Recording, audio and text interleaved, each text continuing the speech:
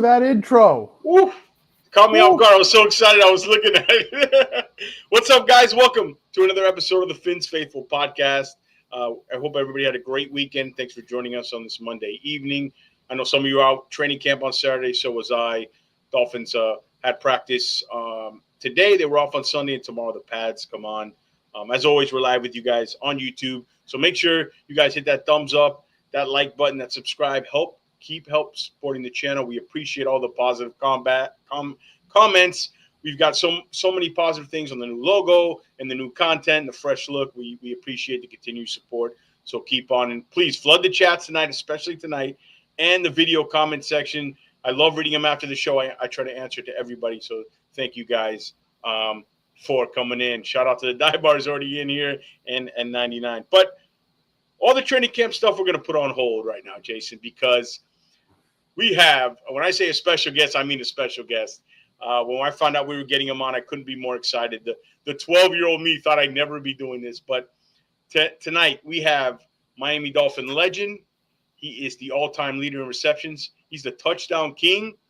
And also the trendsetter, the coolest guy to ever rock the shades in a uniform. We have legendary Dolphins wide receiver Mark Clayton with us tonight. Jason, I know you're excited about this one as much as I am. Everyone out there, you guys know I get extremely excited for things like a fifth-string wide receiver hitting an August touchdown. But we got Mark Clayton. We got Miami Dolphins royalty.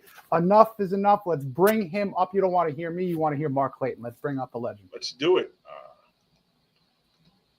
Mark, thank you so much, man. How you doing? Thanks for joining us tonight. Hey, how you guys doing? Thanks for having me. I appreciate it. Absolutely, Mark. Thanks for joining. We already got the shout out to everybody already in the chat. Marissa, Marino, the dive bar, Jonathan, Casados, everybody. Thank you so much. Mark, again, this is a pleasure to have you on. We've been really excited when we announced this. The community really was supportive of this. So thank you again for joining us. We really appreciate it. Thanks for having me. I certainly, my pleasure. All right. Let's start here while everybody's getting in, showing love to Mark in the chat. Let's start here. First thing I looked, you got drafted in '83, that great draft. There was a lot of names in it. Obviously, Marino, yourself, Reggie Roby. Those are probably the three most prominent names that people know.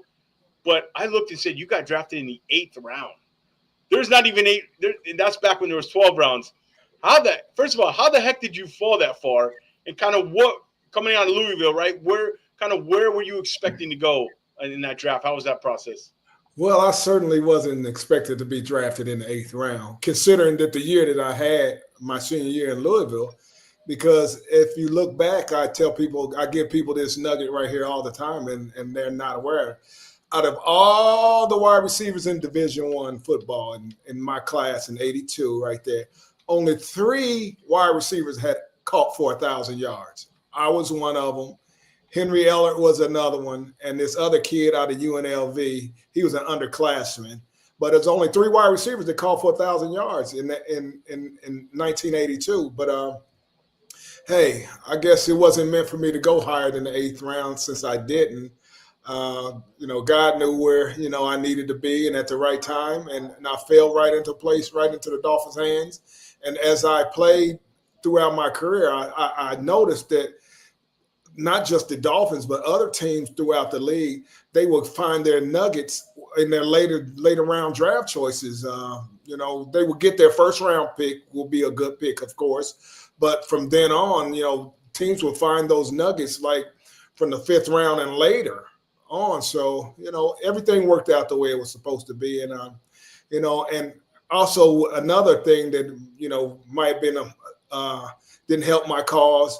They had 2 scouting combines coming up when I came out my senior year.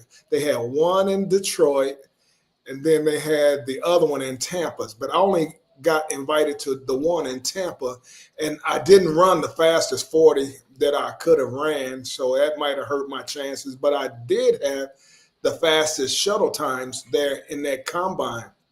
And also, which could have helped my cause also, they had a bunch of postseason bowl games for seniors that year, like the East-West Shrine, the Blue Gray game, the Senior Bowl, the Hula Bowl for senior players, and which could have helped my cause. I could have played in those games, which could have probably, maybe helped, raise my stock a little bit, but I didn't get invited to any of those. So I was a little disappointed about that. But like I said, everything worked out the way it was supposed to have.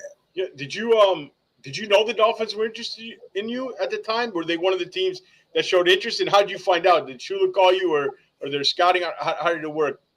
Well, throughout my senior year at Louisville, I had a lot of scouts coming there. They were working myself out and Frank Minifield out. They were working us out. And one of the scouts for the Dolphins, his name was Elbert DeBinion.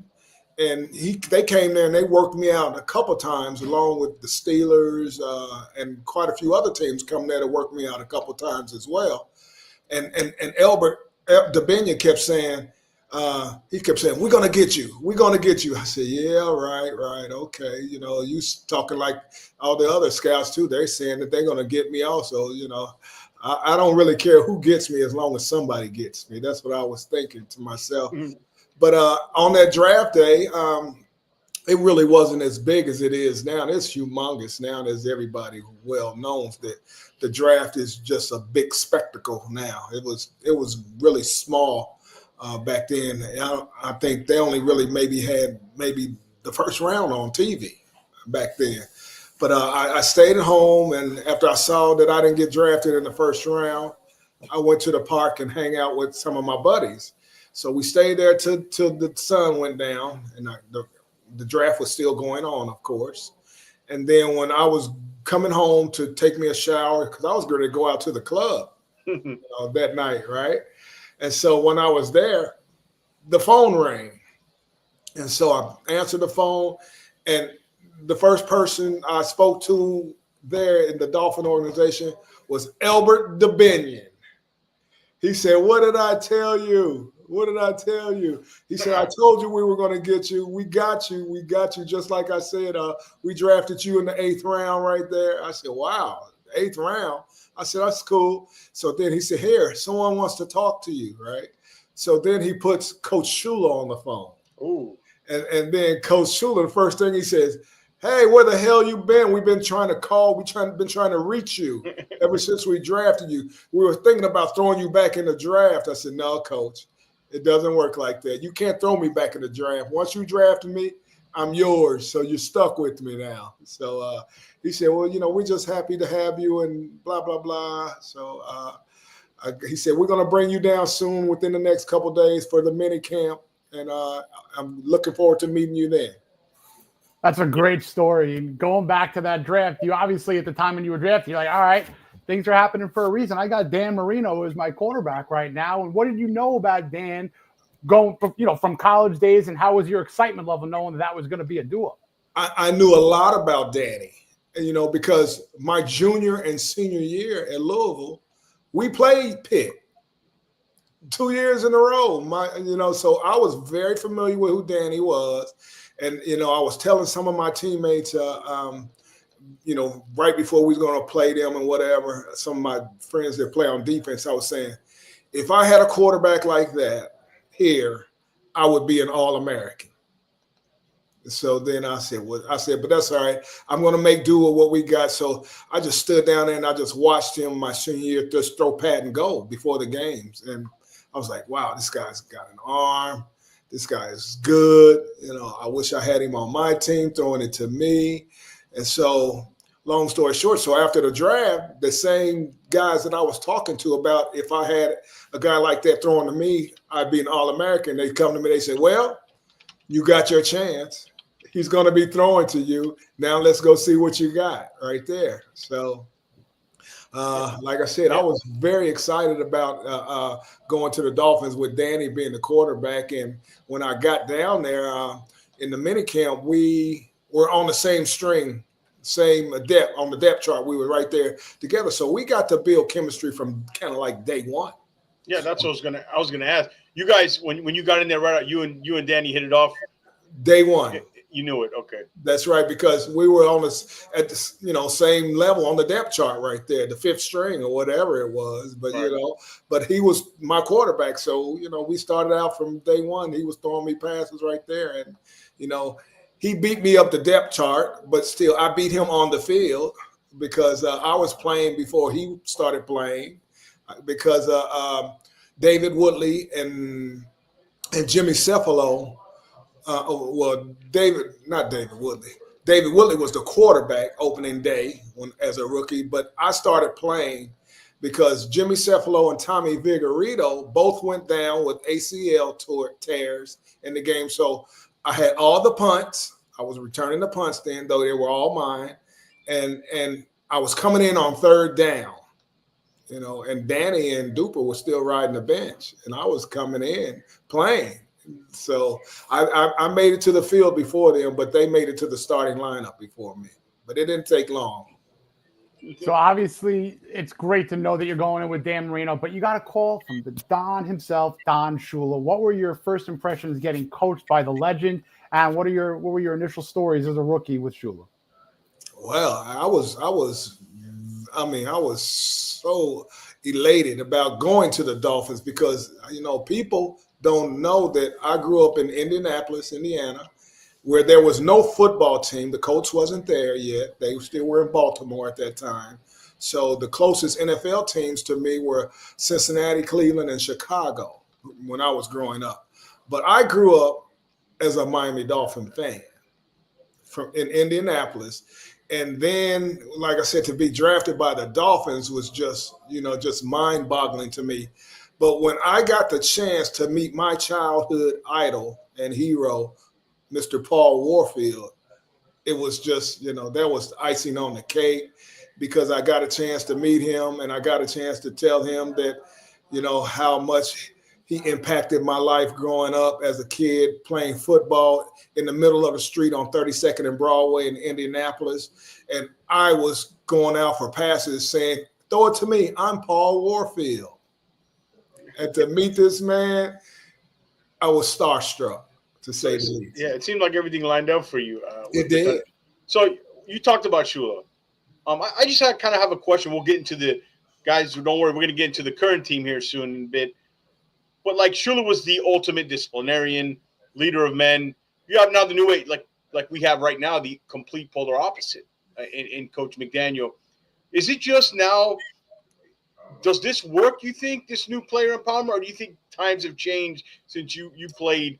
There's such the drastic difference, or maybe somewhere in the middle nowadays would be the right way? Well, time has changed. I think this is I think these kids are millennials right now, that's out there on the field, Gen X, millennials. These kids are, they're different. They're a different breed of players than the kind of players that we was. So they got to be coached differently. I don't know if some of these guys could handle, the kind of coaching that Coach Shula would dish out, though, But you can't fault Coach Shula how he coached because he got the max out of his players. I can honestly say that, a lot of times, sometimes when we stepped out there and played against other teams, we may not been the best team, but we were the most prepared team at all times. There's no way in hell that we wasn't going to be prepared out there because that's one thing that Coach Shula did not tolerate. He did not tolerate you not being prepared for the game and what your job is. Do your job and know your job. You joined another Mark in one of the most legendary combos and nicknames in all of the NFL. How is the chemistry initially with you, Duper, and of course the Marx Brothers legend? Well, we started off like Duper and Dan started playing the middle of my rookie year, in the middle of Dan's rookie year. They were out there playing, but I was getting a lot of playing time, even though I wasn't starting. But we were all out there making plays. But I think the chemistry hit off really good because once the second year started, when I know that I was going to be in the starting lineup with those guys, then we kind of like built a chemistry that was like second to none out there. We worked before practice together. We worked together after practice. So we were going to be well prepared out there. And we kind of like, you know, when we got into games, it became kind of like second nature. It was kind of easy out there because of the work that we put in on the practice field and knowing that exactly, you know, we all could read defenses. We saw what Dan saw. So when Dan would get up there and audible and make the check, then we know the reason why he was checking, because he saw what we saw. So that's why we kind of made it look easy out there, even though it was a tough job out there to get it done. But I can say honestly that we were well prepared, and that's why it looked so easy out there. Quick follow-up to that. Legendary stories about Marino in the huddle and how he would just handle, you know, plays, letting everyone know what to do. You have any fun, fiery Marino stories in a huddle right before he basically told y'all what to do and then delivered? Oh yeah, it's quite a few, but it's one in particular that stands out to me. We were in Anaheim playing the Los Angeles Rams, right? And they were handling us pretty good the first half, you know. And we came out and we won. We had to receive the kickoff in the second half, and so they signaled. Don Shula was signaling in the plays, you know, for us to run, right? So Dan gets in the huddle, you know, he says, F that play. He says, we're not going to run the ball no damn more until we come back. So we're going to get ready, guys. We're going to be throwing the ball every play. And I'm like, oh, really? I like that. You know, I'm not faulting. I'm not mad at you for that right there. But and we did though. We did not run the ball anymore that second half until after we came back and took the lead, and then we ultimately ended up winning the game. So, but that's one of them. He was like, "We're not running the ball. I don't care what they signal in. We're not running the ball. I'm gonna change the play. If they call a running play, I'm changing the play." And that's what he did. So I like that. It worked. It worked. Let me ask you this: How competitive were you guys? I know you guys were on the same team, but did it come to practice every day, being competitive with you, not only with Duper but with Dan? How much did that make you guys? Did it bring something to another level that maybe you wouldn't have got somewhere else, being with this group and that competitive? Well, you know, I thought that I was the most competitive person out there on the field until I met Danny. And then when I saw how competitive he was, and Duper's very competitive as well. But we worked hard. We worked hard in practice because we know that if we worked hard in practice, it would come easier in the game. So we brought our hard hat to practice every day. And even on defensive day, when we were playing the other players that they're going to be going up against, so we would give them a look. I said, well, hey, I'm not taking it easy on you. They're not going to take it easy on you in the game. I'm trying to beat you just like they're going to be trying to beat you. So we brought it, you know, offensive day and defensive day. We gave them a good look on the scout team. So they were ready too as well. Yeah. How close did you guys become? I know you guys were close, you know, on chemistry on the field. Did you guys become close off the field? And kind of when did you have that light bulb moment when you said, wow, us three, we could do something special. We got it. Yeah, we became, you know, very close off the field. You know, because I feel like that, you know, you got to just know somebody more than just on the field. You got to know where they come from, what kind of person they really are, other than a football player. It's more to every player than the football player. And, you know, we got to know each other very well. Our family, well, I wasn't married. I was single. Duper and Marino were married. So, you know, I hung around with them and their families. So we became a very tight-knit group right there, us three. And like I said, the aha moment probably was, when after the second year, man, the season that we put together after the second season, I think that was the aha moment of how good we really could be out there by the season that we had in '84. Oh.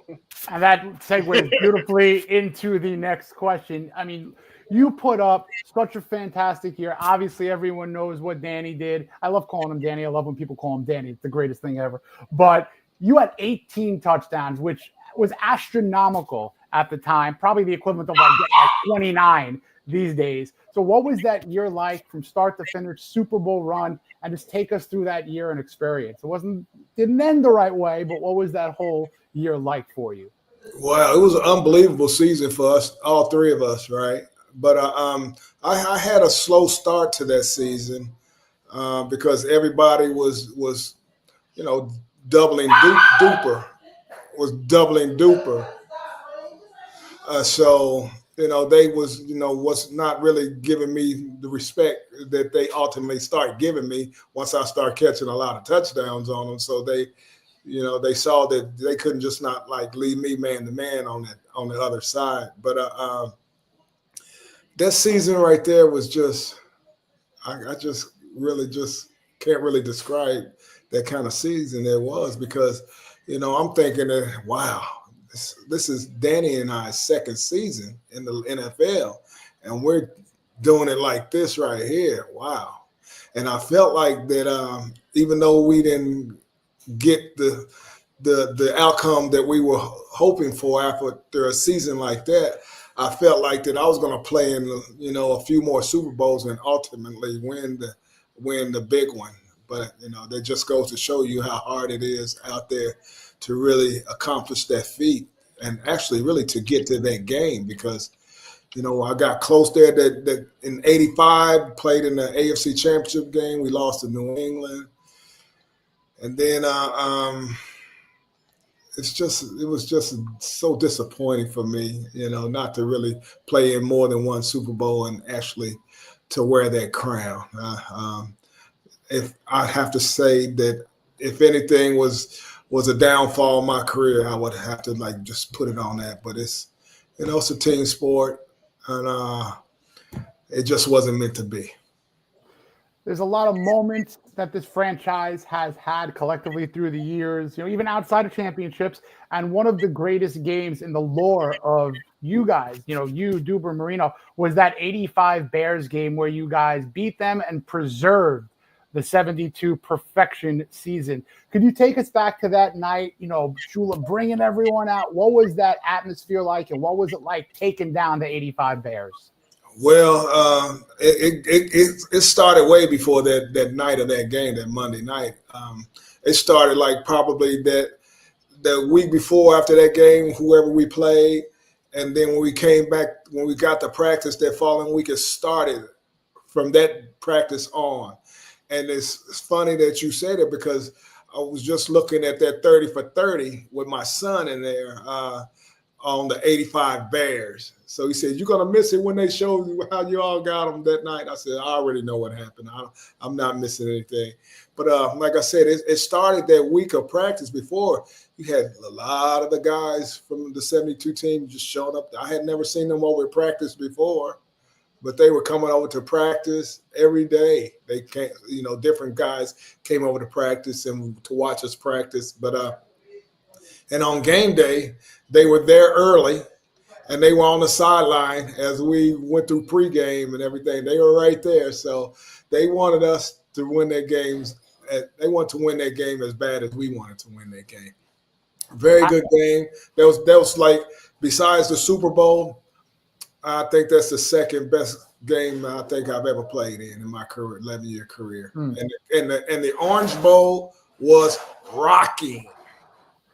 I remember a picture of Zonka, arms folded, just like locked in. Was there any other 72er that was just, pumped up to the point where, we can't let these guys down? Yeah. Was there any other besides 39? Yeah, you had Nick Bonicani was still around there, and of course Merck. Then you had Larry Little. I mean, you had Jim Kick. You had Earl Maher. All those guys were coming around. All of those guys was like, "Come on, guys!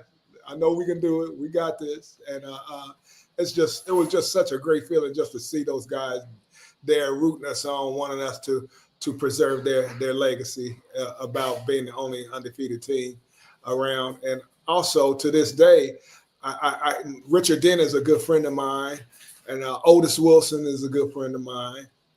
And I see them, I tell them every time I see them, I say, I said, I know y'all happy that y'all didn't see us in New Orleans, right?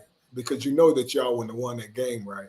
So then they were like, yeah, we were waiting on you all. I said, sure you was. Y'all was rooting for New England, because you felt like that you had a better chance of winning the Super Bowl against them than it was against us, since we had put our foot in you all's behind earlier in the season, scoring more points on that 46 defense that had ever been scored on all season. So he said, and then they would say, yeah, you pissed us off. I'm sitting around with him and Eric Dickerson and Lawrence Taylor. So then they were cracking up when we were going back and forth on that game right there. So then that pissed kind of Dent off. He said, y'all can't say anything because that game pissed us off. Because in the divisional game and the NFC Championship game, we shut both of you all out to make it to the Super Bowl. They shut out the Giants and they shut out the Rams to make it to the Super Bowl. So, it's a lot of trash talking around, even though those games are long, well behind in that rearview mirror. But we still talk about those games, though. Yeah, that's awesome. And shout out to everybody in the chat: Dive Bar, Jonathan, Cap. There's a DSG, Jay, everybody in the chat. We got everybody supporting you in here. If you guys are watching anywhere else, come on over to YouTube. Watch the join us. Show some love to Mark Clayton in the chat. Dolphins legendary wide receiver we're talking with. And make sure you guys hit that thumbs up, that subscribe, help support us. We got to get all that business and good stuff in. And now let's get back. I want to ask you a question because I know Dan he's not shy about it. He tells you if he played nowadays, he'd throw for so many yards. And we talk about that 84 season. You personally, if you played in today's game, do you think you would even had how much more yards would you? How much better would you have been in this game? I couldn't really put a number on it, but I could tell you this. Back when Duper and I was playing, we probably got maybe 4 or 5 targets a game, which there would be a lot, 5, maybe 6 the most, but we wouldn't get a lot of balls thrown our way in comparison to this day now. Tyreek and those guys right there are getting double-digit targets. So, so if you take my little 4 or 5 targets and double them to 10, just double them numbers that I put up then, double them to now. But like I said, I would no doubt catch 100+ passes, or easily 100+ passes in the game. But with those 100+ passes, I would score at least 15 touchdowns or more every season. Yeah, and that one quick thing, 18 George. and 84 targets in 15 games. Yeah, in 15 games. 15 games. Yep. And Man, targets were not tracked impressive. until like 92, 93 or something. So I've always been extremely curious of what your catch percentage was and what the efficiency numbers were. Because like you said, you weren't getting the double-digit targets. You were getting those 4 or 5, and you were producing 9 or 10 worth of targets. So always there was a backtrack way other than rewatching every second of every game to find those target numbers at percentages. And look, and people should realize this. In my 11-year career, I never had a 200-yard game. Never had a 200-yard game. Surprising to hear that. With all, I think you had a few in this. I think I would too. I think in this era right here, I think I would have too. All right, so yeah, go ahead. Excuse me. So you mentioned Hill. We know down here, it was the great Marx brothers. Now we have Hill and Waddle down here. Do you see? I'm sure you do. You follow those guys. What similarities do you see in your game, or what things don't you see in your guys' game there? Well, I see they have a ton of talent, both of those guys. Not that I don't love Hill's game as much as Waddle, but I love Waddle's game. Waddle's game reminds me so much of my game. So, but with a little more speed, he's much faster than I was. So, those, I think he's really, if I'm going to say one of the two is, who I think patterns my game, I would have to say Waddle. But Hill is no slouch, but, he's just got to adjust his attitude a little bit, and I think he was going to be fine. Hopefully, with his attitude being adjusted. Because the way last year ended. I'm not his teammate, but I just didn't sit well with me as a fan. Okay, yeah, that's funny you mentioned that because I wanted to ask you that actually later on, but let's do it now. The comments, Tyreek, he's apologized. Tua then had some comments in practice, which I like. Tua showed some leadership. You as a star wide receiver who've been in sort of that similar position, not what he done, but on a team and being relied on, what advice would you give Tyreek in this situation to kind of get himself maybe the trust back of his teammates if it's gone, if something's missing? Well, your mouth can say anything, but your action speaks louder than words. I think you win your teammates back by your actions, not by your words. And he's just should remember this at all times out there as an NFL player. You don't play for nobody except the 10 other guys that's with you out there on the field. You play for them guys. You don't play for yourself. You play for those other guys that's out there. They've given up their blood, sweat, and tears to play in this game. That's a privilege to play in. Very fair. I mean, it did not sit well with a lot of people when he took himself out of the game, but straight from one of the top dogs in the business in this team, I hope he hears those words because I don't want to see him go for 2,000. I want to see him help win games. So hopefully that could resonate, and hopefully Tyreek, does his thing, but hopefully we spread out a little bit more. That could be a goal, but though, if that's a goal of yours, I think that that's not something that you're looking at as a team goal, that you should be making team goals instead of individual goals. Because a couple years ago when he said that, I think Coach McDaniels kind of was trying to get him that, which I think that was wrong for him to even try to get him to 2,000 yards, because that meant he was taken away from, and they had a receiver room that I thought was just loaded with talent. That I think that they would have been a much better team, because if you saw at the beginning of the year when they were doing well, they were spreading the ball around. Everybody was eating and not force feeding one particular player, because once you start trying to force feed one particular player, then you're shutting down the other guys that are out there working their behind off and is ready, to make plays just as Tyreek is. But I think, like I said, if they would spread the ball around, I think they would have a much better, efficient offense. Yeah, I couldn't agree with you more, Mark. I thought the problem was the offense came too predictable with Tyreek. And I think if their goal is to get Tyreek 2,000 yards, this team's going to bounce in the first round of the playoffs. And I agree with you on Waddle. I think Waddle's the key here. And what I've seen is they've been feeding him more. I think we need to see more Waddle. This evened out. I agree with you with that, Mark. If he's going to get 2,000, let it come within the flow of the offense, not by being force-fed to him. Yeah, absolutely. And just to throw out there, it's never happened in the NFL. So to bet on that, or to assume that could even happen, a couple of people have come close, but would rather see a lot of that.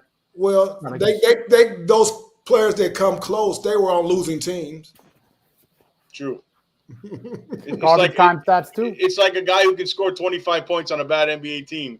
That's right. It's basically the same thing. That's right. Because I think this offense needs to move away from the predictability they have. And I've always said they had the fastball, Mark. They got to develop the changeup and the curveball. And teams caught up with the fastball. I think it should move away from Tyreek-centric. It's a little too much. And I love your comment about Waddle. I think Waddle, there's more left there. I think his potential hasn't been fulfilled. And I'm looking forward to a big Waddle season. I agree. So you would say you're the Waddle, Duper was the hill? Is that how we do it? Yeah, that's how that works. That's how it works. But for Waddle to really shine like he's capable of shining, man, he's had these little knick-knack injuries. Yes. Man, he's got to stay healthy to stay on the field for him to be as productive as he possibly could be. Because when you're on the sideline in street clothes, you can't help your team. Nope. So let me ask you this. Out of those 4, who wins the race? Well, I'm coming in last. You're coming in last. So rank them for me. If you had to rank it, Yeah, I'll be last. Okay. You know, and I'll have to go, and then I'll put out the most catches, though, Mark. Probably. and I wouldn't touchdowns. doubt that. I wouldn't doubt that. And the most touchdowns. Yeah, we'll give you those 2. I wouldn't doubt that. But in a race, I have to put them in this order right here. I'd have to go with my teammate winning the race. Super. And then I really, I don't. It'll be close between Waddle and Hill, but I'd say Hill would get second, Waddle third. And I'd bring up the rear. That's all because right. Those guys run sub 4.3 40s. Yeah, I've never ran a 4.3. Never. Dupe was sub 4.3, huh? Yeah, he ran like 4.24, 4.25. Dupe, yeah, he was crazy. Fly. Yeah, he was crazy. But you can have the touchdowns and receptions. That's what counts. Yeah. That's good. All good. But I would be as quick or quicker than all 3 of those guys. Yeah, that's the crazy thing about like Waddle and Hill though. Like he's blazer, but he's also quick. Usually, sometimes you got those straight line guys, right? But sometimes those guys who can't change direction as quick, and all those guys are both. Hill has some shakes too. He's got that lateral quickness as well. I've seen that on display. Get into that end zone. Got to get those points, man. You knew a thing or 2 about that. That's the name of the game. That's how you win the games. You got to get in the end zone. 100%.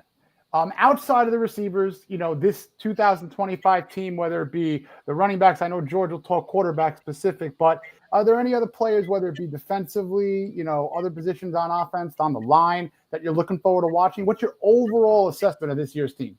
Well, man, I've been a staunch supporter in the Dolphins and everything they did, but I think that for them to have any kind of success, I've said it last year, when you signed your franchise quarterback, you felt like you had him, you paid him like he's the franchise quarterback that you need and have in your building, then get him the protection that he needs up front so he can stay upright. Because as we saw over the past few years, when he's not on the field, the team just does not do good.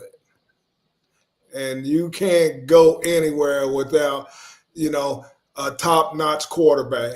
And now a substantial backup just in case, because everybody is one play away from being in the game. Yeah, and we saw that last year. I think the biggest reason they didn't make the playoffs was everybody wants to talk about O-line, but the backup quarterback. And you preach about the offensive line. That's the big. I actually think, Mark, I was out of camp. The defense is going to be something pretty good. That front 7 this year. So that's a big plus, with Anthony Weaver. Yeah, you got to stop some people, but you still got to score some points, especially nowadays.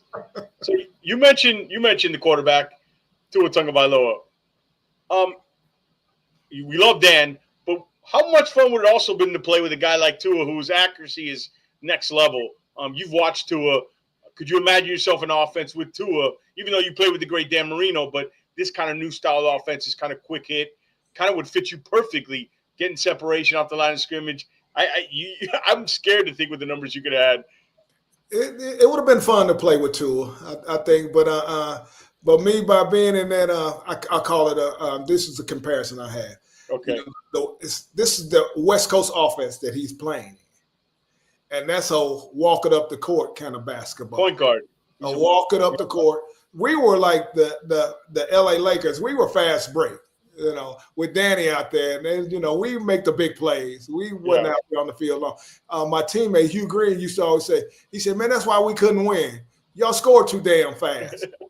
I said, man, we had to score fast because we didn't know when the next time we were going to get on the damn field. We would be ice cold because y'all was letting people run the ball down your throats, so we had to score quick. He said, it's y'all's fault. I said, okay, our fault.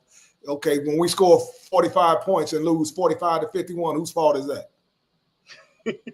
Yeah, true. Is it kind of like, did you see a lot of that 23 offense in your guys' offense, that big year they had in 23? With it, did you see a lot of that offense with you guys? I did. Yeah. I did.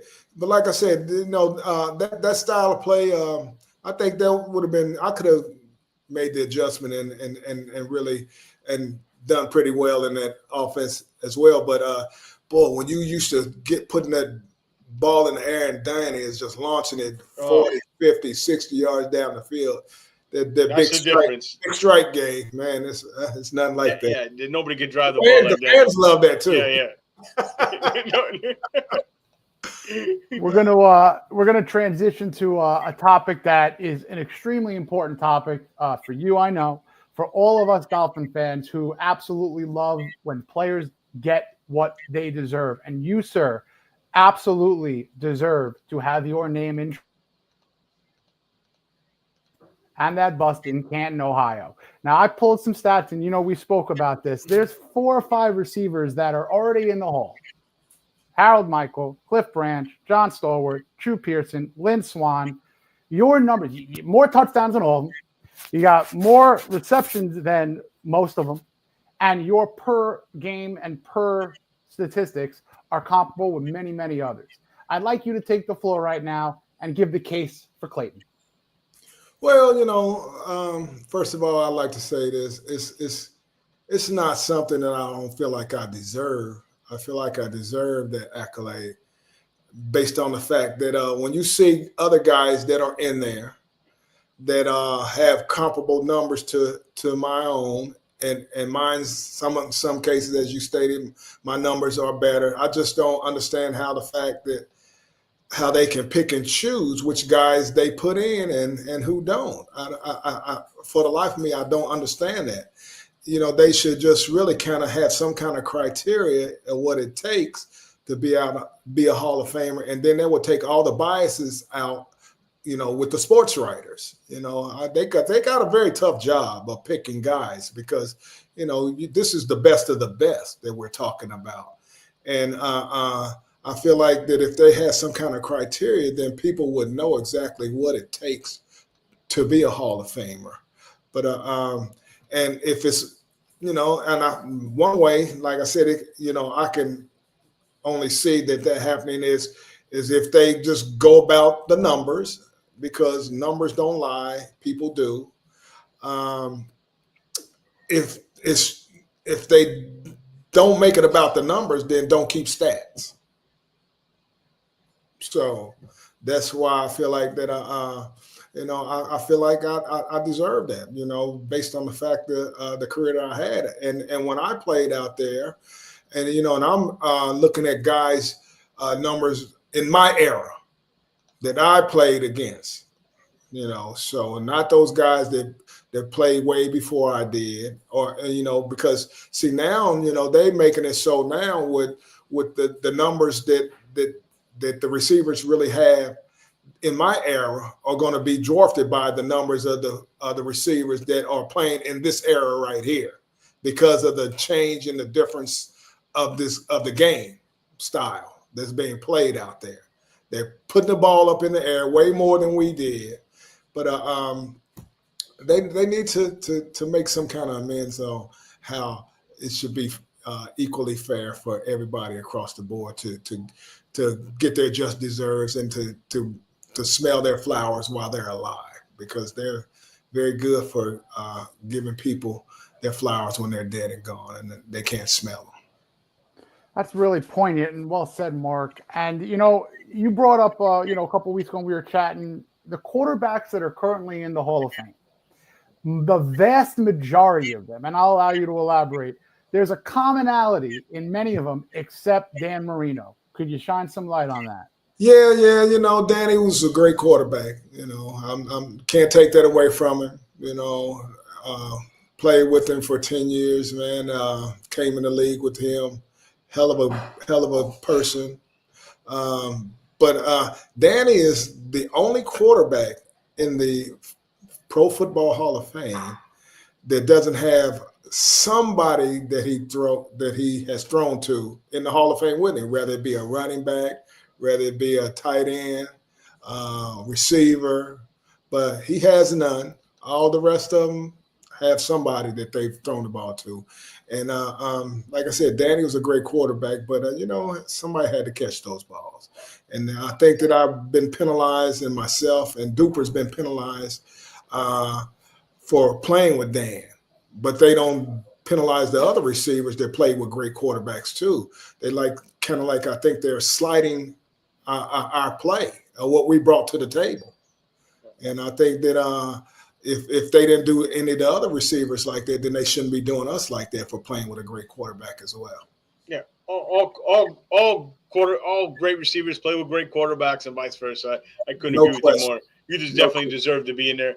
I wanted to ask you, when you look back now, your career as a Dolphin, what was your if you had to pick one memory or something that you stick with, just what would I say is your favorite or moment that being with the Miami Dolphins that kind of rings with you when you put your head down at night and you look back at your career? Well, first of all, it's got to be starting out with the draft. Being drafted by them, amazing. I mean, I like I said, growing up as a Dolphin fan, who would ever believe that I was a Dolphin fan and then getting drafted by my favorite team growing up, childhood team growing up. So that would be for starters, being drafted by them. It kind of just blew me away, right? And then I have to say playing in the Super Bowl would be high up there on the list because, like I said, I've been a football fan for a long time, back even in the day with Johnny Unitas, Roman Gabriel, Stabler. I mean, those old guys, Kenny Anderson. I mean, growing up watching those guys. So I've been a football fan for a long time and watching the Super Bowl every year. I watched the Baltimore Colts when they played the Jets against Joe Namath. So to watch all those Super Bowls and to actually play in the Super Bowl, I think that's pretty amazing as well too in my career too. I can't really think of too much besides being drafted and playing in a Super Bowl. And I don't think anything gets higher than those things. And maybe if I got in the Hall of Fame, I could squeeze that up in there too. We hope you get in there, and thank everybody who's been watching the chat. Guys, make sure you guys support the show, support Mark, support the channel, hit that thumbs up, subscribe to the channel. We got plenty more content coming. We're going to wrap it up here with Mark Clayton. We had him almost 48 minutes now. We want to get him out here. I want to say this. You talk about Super Bowl. The Dolphins fans were dying to get back there. I'm sure you thought you'd get back there. What was that week like? What was that? I mean, was it different? Was it like a rock star? Is it changed since it was now? What was it like? It's definitely changed. It's not the big old media gathering. Yeah. And the people coming in, all the media tackle you one time. It was just, it was totally different than it is now. And the sad part about it, when we played in that Super Bowl, I didn't realize how close that Palo Alto was to San Francisco. Oh, yeah. We may as well played in Candlestick Park. Oh, Candlestick Park. That's a good point. So we may as well played there. But, they got to stay home in their beds all week. And then we were out getting bombarded and attacked by the people in the cities. But it was an amazing feeling, though, man. I couldn't believe that we were one of the last two teams standing. Like I said, it was unbelievable. When I got to the stadium at Stanford Stadium, I was like, damn, this stadium is old as hell. I look around the stadium and I see no seat backs.